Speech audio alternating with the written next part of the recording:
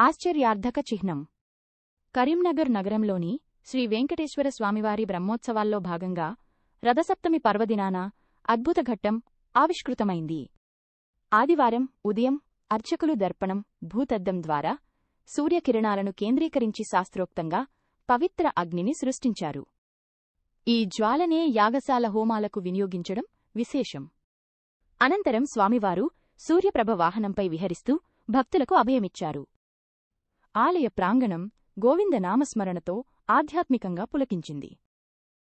విష్ణాస్యోరాసి విష్ణార్ధ్రువో ఆసి Govinda